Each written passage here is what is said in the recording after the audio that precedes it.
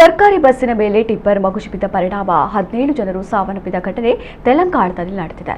ತೆಲಂಗಾಣ ರಾಜ್ಯದ ರಂಗಾರೆಡ್ಡಿ ಜಿಲ್ಲೆಯ ಚೇಬಳ್ಳ ತಾಲೂಕಿನ ಮಿರ್ಜಾಗೂಡ ಬಳಿ ಬಸ್ ಮೇಲೆ ಜಲ್ಲಿಕಲ್ಲು ತುಂಬಿದ ಟಿಪ್ಪರ್ ಮಗುಚಿ ಬಿದ್ದು ಈ ಭೀಕರ ಅಪಘಾತ ಸಂಭವಿಸಿದೆ. ತೆಲಂಗಾಣ ರಾಜ್ಯದ ಸಾರಿಗಡ ಸಂಸ್ಥೆಗೆ ಸೇರಿದ ಸರ್ಕಾರಿ ಬಸ್ನಲ್ಲಿ 40 ಮಂದಿ ಪ್ರಯಾಣಿಸ್ತಾ ಇದ್ರು. ಅಪಘಾತದಲ್ಲಿ 17 ಜನ ಸಾವನ್ನಪ್ಪಿ ಹಲವು ಜನರು ಗಾಯಗೊಂಡಿದ್ದಾರೆ. ಮೃತಪಟ್ಟವರ ಸಂಖ್ಯೆ ಹೆಚ್ಚಾಗುವ ಸಾಧ್ಯತೆ ಇದೆ. ಟಿಪ್ಪರ್ ಚಾಲಕನ ಅತಿ ವೇಗವೇ ಅಪಘಾತಕ್ಕೆ ಕಾರಣ ಎಂದು ದೂರಲಾಗಿದೆ.